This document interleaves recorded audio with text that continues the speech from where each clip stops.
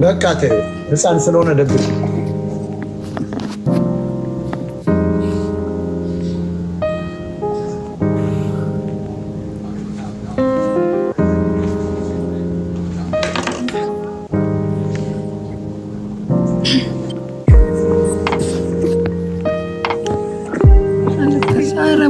አታልቅስ እንዴ በጌታ አረ በእግዚአብሔር አታልቅስ እንዴ።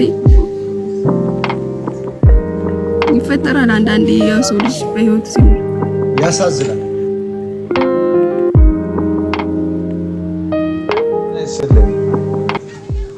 አብሮ ይስጥልን። ሰላም ነው? ቀጥይ። ሰላም ብያለሁ። እኔ እንኳን በጣም እንደምወድህና እንደማደንቅህ ልገልጽ ነበር የገባሁት። ከየት ነው? ከደብረ ማርቆስ። ደብረ ማርቆስ ቀበሌ ስንት ነው? ያምማ ልጅ ነሽ? ዩኒቨርሲቲው አካባቢ ወይ እስላሙ መስጊድ አለ አይደል? ምንድነው የሚባለው ዩኒቨርሲቲው አካባቢ?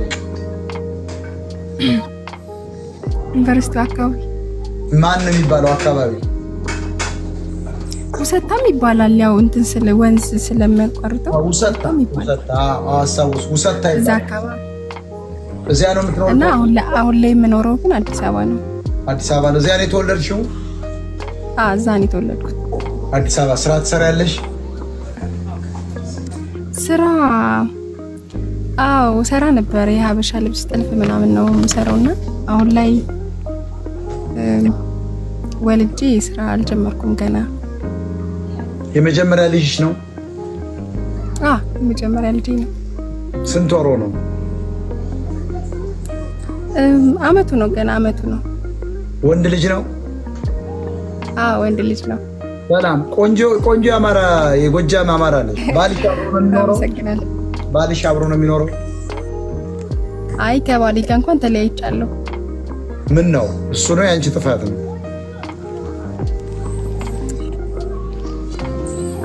ያው የሱ የኔ ልልህ አልችልም፣ ግን ያው ትንሽ አልተግባባንም። የሆነ ኬስ ስለነበረ እንደው አይንሽ ላይ ሳይ የቀና ይመስላል ባልየው። ይሄን አይን ሌላ ሰው አየብኝ ብሎ ይመስለኛል። ባይዘወይ ባልሽ እያየ ነው። ይችን የመሰለች ቆንጆ የሚያገኝ አይመስለኝም። አንድ ሰዓት ስጭኝ፣ አንድ ደቂቃ። ባልየው ተሸውዳል። እንደዚች አይነት ሚስት የሚያገኝ አይመስለኝም በእውነት። ተመልከቷት። በቃ እንትን ነች፣ ሪል ነች። ፀጉሯ ሪል ነው፣ ፊቷ ሪል ነው፣ ሳቋ፣ ቁንጅናዋ። በዚያ ላይ ደግሞ አማራ ናት፣ ውበቷ ምናምን። በዚያ ላይ ልጅ ወልዳል ወንድሜ። ስለዚህ እግሯ ላይ ወድቀህ በአምላክዬ እባክሽ ለካ ሞታ ላይ ሳይሽ ቁንጅና የዚህን ያክል ለካለሽ ወይ ተሳስቻለሁ፣ ያልሆነ ተልካሻ ሰይጣን ገብቶ ነው ብለህ እግሯ ላይ ወድቀህ መለመን አለብህ በእውነት። አንቺም ቢሆን ልጅ ስለወለድሽ ከዚህ በኋላ ህፃኑ ብቻውን ማደግ ስለሌለበት ጥፋት ቢኖረው እንኳን መክረሹ ተማምላችሁ በምታምኑበት። ኦርቶዶክስ ነሽ አይደል? ኦርቶዶክስ ነኝ። ስለዚህ መጥፎ ጸባይ ካለ ባልየው ንቀል። ያን ሱስ ካለብህ፣ መጥፎ ጸባይ ካለብህ፣ የአውደልዳይነት የሴሰኝነት ነገር ካለ አቁም። ከዚች በላይ ሚስት አታገኝም ለማለት የኢኮኖሚ ችግር ሊሆንም ይችላል። ኢኮኖሚ ችግር ደግሞ እንደዚህ የሚፈታ ነው። በጣም ቀላል ነው። እኔ ከሚስቴ ጋር ሚሊዮነር ሆኜ አይደለም አሜሪካን ሀገር የገባሁት። ልጆች ስንወልድም አልፈራንም። 2 ልጆች እዚያ እንደምናሳድግ እርግጠኛ ስንሆን 2 ሴቶች ወለድን። ህፃን እንደሆኑ ግን አሜሪካ መጡ። አንደኛው እንደውም አታውቅም ስናመጣ ታቅፈን ያመጣና ዛሬ ግን ዩኒቨርሲቲ ናቸው። በልጅነቴ ነው ያገባሁት። ስለዚህ እድሜ ስንት ነው? እድሜ 23። ገና 23? በቃ ተነጥቃል ወንድሜ። የአሜሪካ ጎጃሜ እዚህ ቁጭ ብሎ እያየ ነው። ስንቱ እንደዚህ መልካም ጠፍቷል ወንድሜ። እርሹ ነው የሚልሽ። አሁን አንዱ በውስጥ አሁን 5 ደቂቃ ታያለሽ። ፎቶውን ነው የሚልክ። በቃ መኪናውን መርቸዲሱን ይሄው ይሄ ቁልፍ ያንቺ ነው የሚልሽ። ባልየው ማርቆስ የሚኖረው አይሙታ የደራ ልጅ ነው። ራሻዋ የደራ ልጅ ነው። የት ተገናኛችሁ? እዚያው አዲስ አበባ ነው? አዲስ አበባ ነው። ይሄስ ዝም ብሎ ነው። ዝም ብሎ ስልሽ አይሄድም የትም። ለምን መሰለሽ? አንቺም ወጣት ነሽ፣ እሱም ወጣት ነው። ቁንጅናሽን አየሁ ቀረበ። ሲወልድ አንዳንድ ሰው ሲወልድበት ይፈራል። ስንት ነው እድሜው? አይ ትልቅ ነው። እኔ ማለት ማግባት ፈልጌ ነበር። እኔ በግምት 36 37 ይሆናል። እናንተን የመሰለች ነው። ፊዚካሊ ስታይ ትልቅ ነው። እኔ እንደዛ ገመት 37 ዓመቱ ነው። የ23 ዓመት ያውም የጊዮን ልጅ ያስወልዶ የሚጠፋ ያርጅቷል።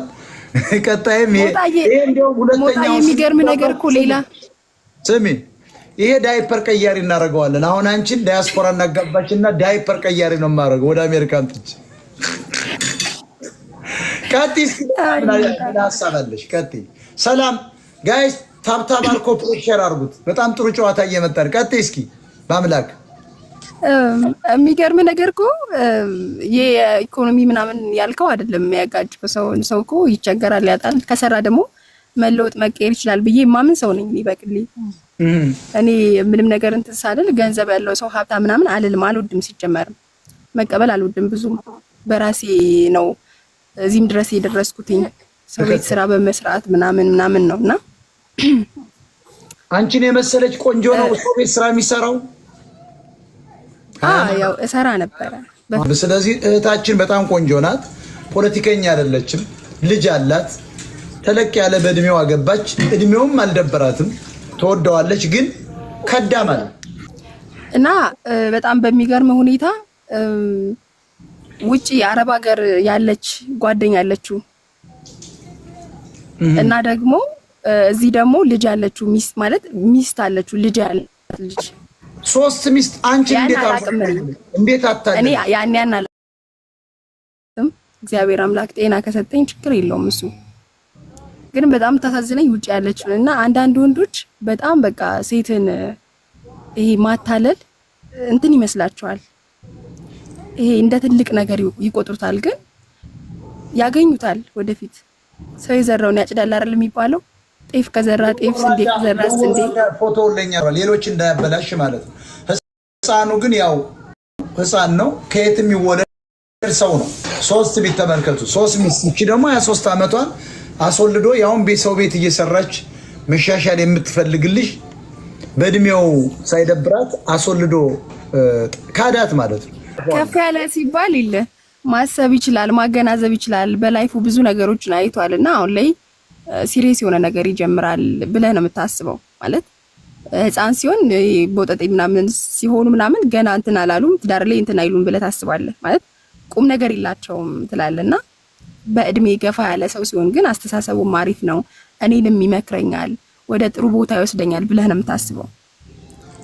እና እንዳሰብከው አታገኛለህ። እንደኔ ስለሚመስለኝ እኔ ቶሎ ነው ሰው ማምነው። ችግር አለብኝ እኔ በጣም የሆነ ነገር ስታወራኝ አምናለሁ። አንቺማ የሴቶች ሁሉ ምሳሌ ሆነሻል። በጣም ገና 23 ዓመትሽ ነው። ብዙ ስራ ይጠበቅብሻል። ባልታገቢያለሽ ጸዳ ያለ በአንቺ እድሜ ቢያንስ 5 ዓመት የሚበልጥሽን ነው ማግባት ያለብሽ። 23 ነሽ። 28 ዓመት ድረስ ኢቭን 30 ዓመት ድረስ ቆንጆ ነው። ምክንያቱም አንቺን ትንሽ ከፍ ሲል በ10 ዓመት ከፍ ሲል እንደናቶቻችን ያስተዳድራል፣ ያስባል። በእድሜሽ የምታገኝ ጥሩ ነው። ከእድሜሽ ትንሽ የገፋ በጣም ትንሽ እድሜ 5 ወይ 6 ዓመት ወይ ደግሞ እኩል የሆነ ወይ ደግሞ ከአንቺ ትንሽ የሆነ ለምሳሌ በ1 ዓመት 2 ዓመት የሚያንስ ግን ፍቅር ነው ዋናው። 2 ዓመት ስለበለጥሽው አይደለም። ለምንድን ነው ታዲያ ወንድ 10 ዓመት እየበለጠ የሚያገባ? ሴትስ ለምን 10 ዓመት አትበልጥ ቆንጆ ከሆነች? ስለዚህ ምንም ችግር የለው። የእድሜ ጉዳይ ትራስ ውስጥ የሚቀመጥ ነው ብዬ ነው የማስበው። አንቺ ግን አይክፋሽ። ሌላ ጊዜ ግን ይችን እህታችንን ይቺ የአማራ ልጅ ናት፣ ደብረ ማርቆስ አማራ ናት፣ የጎጃም አማራ ናት። ይችን የመሰለች ልጅ በ10 ምናምን ዓመት የሚበልጣት ሰው ውጭ ሀገር ይፈልጋሉ። እስኪ ምንድነው? አታልቅሽ። ምንድነው? ህፃኑ አለ አጠገብሽ? አለ። እስኪ በትንሹ አሳይተሽ ትመልሺዋለሽ። ተኝቷል። ግን ልቀስቅሰው እንዴ? ሳትቀሰቅሽ ዝም ብለሽ አዙረሽ በካሜራው አሳይን። አትቀስቅሽ። ታየው፣ አትቀስቅሽ። እንደተኛ ውይ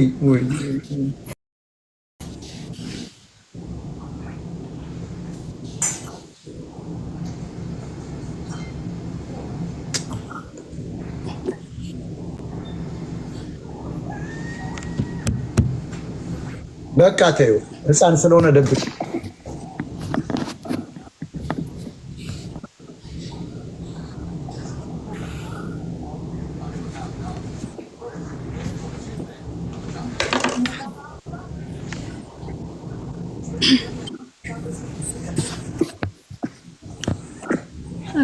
ኧረ ሞጣ አታልቅስ እንዴ በጌታ ኧረ በእግዚአብሔር አታልቅስ እንዴ።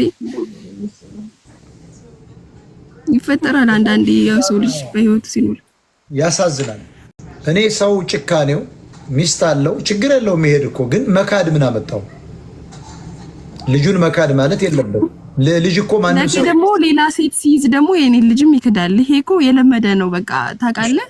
እኔ አልተከራከርኩኝም አሜን ብዬ ነው የተቀበልኩት። ማለት እግዚአብሔር አንዳንዴ ይፈትናል በብዙና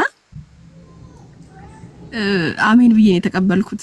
ይሁን በጣም የምታሳዝነኝ ውጭ ያለችው ነች። እሷ ኖርማል ነች፣ ልጅ የላትም ምናምን፣ ግን በቃ ስትመጣ መስማቱ አይቀርም። ከእያንዳንዱ ሰው ጊዜ ይፈጃል እንጂ እውነቱ ይወጣል። ምን ይሰማታል? እዛ እንቅልፏን ታሰርታ የምትልክለትን ብር እዚህ የሴት እንትን ሲያደርገው ከባድ ነው በጣም። እኔ እንኳን እግዚአብሔር ይመስገን እስካሁን ደህና ነኝ። ከዚህ በኋላም እግዚአብሔር ያውቃል። ትንሽ የሚከብደው የቤት ኪራይ ነው። እዚህ ታውቃለህ፣ እንኳን ቁጭ ብለህ ሰርተህ እንኳን ከባድ ነው። ኢትዮጵያ ውስጥ 6000 እና 7000 ብር በወር እየከፈልክ የቤት ኪራይ፣ ከዛ በታች የለም የቤት ኪራይ። ያው ተራ የሆነ ቤት ውስጥ ነው እንደዛ የምትከፍለውና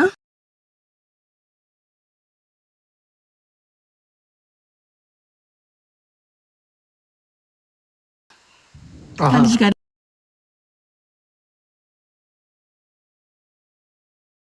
ደግሞ በጣም ከብዳል በጣም።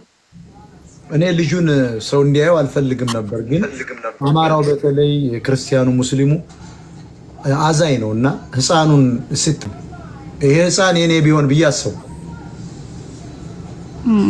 እናንተ ቢሆን ብላችሁ አስቡ፣ እሷን ላይ ሁናችሁ አስቡ። ሴት ሁናችሁ እንደሷ ራሳችሁ ወስዳችሁ አስቀምጡና ያው ሚስት ያለው ችግር የለውም ወዷት ሊሳሳት ይችላል፣ ወይ ደግሞ ልጅ ወንድ ልጅ ሊወልድ ፈልጎ ይሆናል ያድርግ።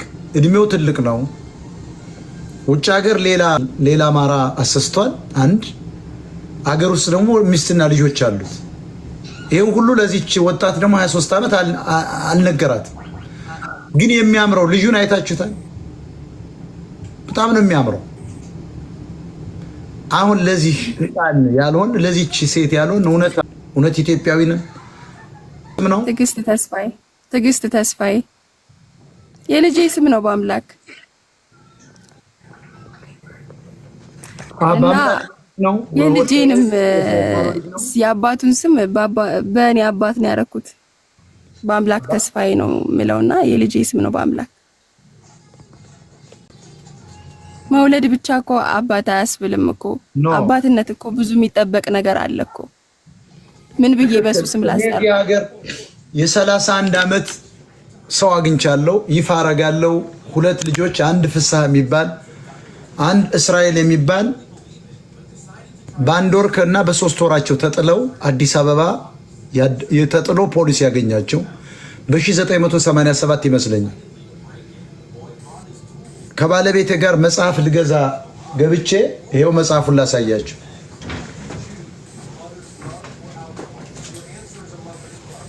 እና መጽሐፍ ልገዛ ሂጄ ይሄ ሌጋል ኩዌሽን የሱ በ2 ዓመት 3 ዓመት የሚያንስ ሁለቱን ነው በፍርድ ቤት ተወስኖ የመጡት። እና ባለቤቴ ጋር እና እኔ ጋር መጣ። ባለቤቴን አላወቃትም። አሪው ኢትዮጵያን አለኝ። የስ አልኩት። 1 ሰዓት ከ40 ደቂቃ ነው ያዋራኝ እዚያው ውስጥ መጽሐፍት ቤቱ። እንደውም ባለቤቴ ኧረ እንሂድ በቃ ምናምን እስከምትል ድረስ አዝና በደንብ አዋራው አለችኝ። እና እንሂድ ስትለኝ እንደውም በደንብ ጊዜ ልስጠው ብዬ እንደዚህ ህፃን ልጅ አሁን እቺ ልጅ ብጥለው ይሄ ልጅ በ3 ወሩ ትክክል ነው። ገና የ21 ዓመት 22 ዓመት ነቻ። አይፈረድም። ፖሊሲ ይዟል፣ ይላካል። እንደዚህ አድጎ 31 ዓመቱ ነው። እስራኤል ይባላል። አሁን እየሰማችሁ ነው አዲስ አበባ ውስጥ። ይሄን የጣልሽ እናት አለሽ ወይ? እንደዚህ ልጅ ወጣቱ ነሽ ወይ? በኢኮኖሚ ተጎድተሽ ህፃኑ ሁለቱን ፍስሐ የሚባልና እስራኤል የሚባል እናትዮ ልትኖር ስለምችል ባዮሎጂካል እናቶችና አባቶች ሊኖሩ ይችላል። ስተሽ ትሽን አምነሽ እንደነ ሰይፉ ፋንታሁን ባለ ትልቅ ሚዲያ ቀርባችሁ አምናችሁ ባዮሎጂ ተሰርቶ ምንድነው ደም ተመርምራችሁ ልጆቻችሁን ተረከቡ። ይሄ የ31 ዓመት ወጣት እናቴም አባቴም ባይኖሩም በምንም አማራጭ እሱ አያውቅም። እኔ ግን የኢትዮጵያኖች ባህል ነው ብየዋለሁ። ስለዚህ አንተ ወይ ደግሞ ተክዳ ወይ ደግሞ የሀብታም ልጁና እንዳያባርሯት ወይ ደግሞ ተቸግራ ነው እንጂ ልጁን አይጥልም ብየው በእንግሊዘኛ የተጻጻፍኩትን አነብላቸዋለሁ። እሱ የሚጽፈው ነው የምጽፈው። በጣም ደስ ብሎታልና ሁለት ልጆችን ትላልቁ ነው ዲግሪ ይዘው ማስትሬት ዲግሪ ይዘዋል። እነዚህ ወጣቶችን ቤት እናትና አባት ዘመድ ልትኖር ይችላላችሁ። እዚያ ወረዳውና ቀበሌ አዲስ አበባ ስጠቅስ በዚያን ዘመን ማን እንደጣለች ታውቀዋለች። መልኩ ስታይ ደግሞ ነገ አመጣዋለሁ። መልኩን አሳያቸዋለሁ። ያን ያየ ወይ ወንድሟ ወይ አባትዮ ወይ እሷን ነው የሚመስል ወይ አጎቱን ወይ አያቱን ነው የሚመስል። አሃ በዚህ ዘመን ልጅ እዚህ ጥላ ነበር ይወራል። ፖሊስ ወስዶ በኋላ ነጭ ወሰደው ተብሎ ሲወራ በሰፈር ከሰማችሁ እነዚህ ልጆች ያቀርብላችኋለሁ። አንዱ ፍስሐ ይባላል፣ አንዱ እስራኤል ይባላል። አሁንም ይቺ ልጅ የዚያ ተምሳሌት ሆና ስለታየች ነውና ያለቀስኩት ህፃኑን በማየቴ ነው። ምንም በማያውቀው ወደዚህ ዓለም መጥቶ ወተት መግዛት ባንቺ አቅም አይቻልም። ያውም ሰው ቤት ሰራይ ነበር እና አማራ ለምን ነው ታዲያ? እኛ አማራዎች ነን፣ ኢትዮጵያኒስቶች ነን፣ ኦርቶዶክሶች፣ ሙስሊሞች፣ ጴንጤዎች አስመሳዮች ናቸው። አሳዛኝ ነገር ነው። እኔ ተች የሚያደርገኝ እንዲህ አይነት ነገር ነው። ተች ያደርጋል። ህፃኑን አይታችሁታ እንዴት እንደሚያምር። ይሄም ሰው የመካድ የምን ሱስ ያለበት ነው። ምንም አናረገውም። ተይው። እግዚአብሔር እያንዳንዱን ነገር ሰው የዘራትን የሚያጭድ። ስንት ነው ቤት ኪራይ እንትን የምትይው? 5000 ብር ነው በወር 5000።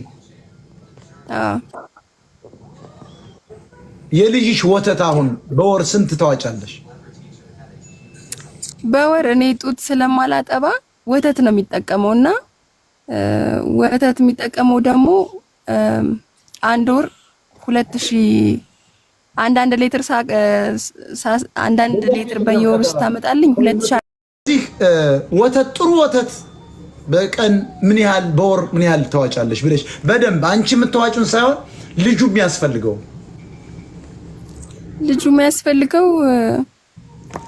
እንዳልኩ በወር አይለት 2800 ብር ነው።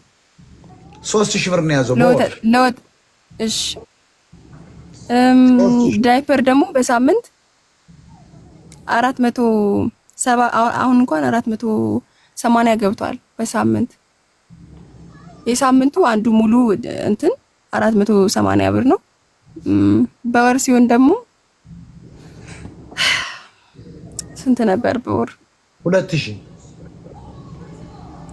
ነው። አዎ 2000። ልብስ ምን ያህል ያስፈልጋል? ልብሱ ህፃን ምን ያህል ያስፈልጋል? የህፃን ልብስ ውድ ነው በጣም። ጫማ ልግዛ ብትል ከዋቂ በላይ ነው በእውነት። ሚጢጥዬ ጫማ እንግዲህ ገና አመቱ ነው። ገና እስካሁን አልገዛውለትም። ያሳ ዘይት ስንት ነው የሚሸጠው? እኔ እንጃ አላውቅም። የምታውቋላችሁ? ይሄ ልጅና ሰው ብሎኝ ያውቃል። ያሳ ዘይት ግን ገዝቼለት አላውቅም። አንደኛ እኔም ስራም ስለማልሰራ 100 ብር ነው ተብሏል። እሺ 10000 ብር ማለት ነው። 10000 ብር ነው። ሳሙና፣ ቫዝሊን ወይም ደግሞ ሎሽን፣ ይሄ የህፃናት ዱቄት ምን ያህል ትፈጃለህ? በደንብ ልግዛለት ብትይ ሳሙና በየሰዓቱ የምታጥቢበት ፎጣ። ቫዝሊን ነው የምጠቀመው። ትንሽዬ ቫዝሊንና ሳሙና ነው። ሎሽን አልጠቀምም ለልጁ ሎሽን እንኳን አልጠቀምም። ባልዚንና የ200 ብር ገዛለሽ ትንሽ ያስፈልገዋል። ይኸውልሽ ካጠብሽው በኋላ ፎጣ ያስፈልገዋል፣ አድርቀሽው ሎሽን፣ ከዚያ ደግሞ የራሱ አልጋ ምናምን ያስፈልገዋል። ደግሞ ንጹህ አልጋ ጭራሽ በዚህ ጠባብ ቤት ውስጥ አልጋ ከሱ ቤት እንድትወጭ እኮ ነው። እሺ የግድ አዲስ አበባ መሆን የለብሽም። ባይዘው ወይ ደብረ ማርቆስ መመለስ አለብሽ። ከዚያ የራስሽ ስራ ፈጣሪና ቤተሰቦችሽንም መርዳት፣ አንቺም ትምህርትሽን መቀጠል አለብሽ። መነገድ አለሽ።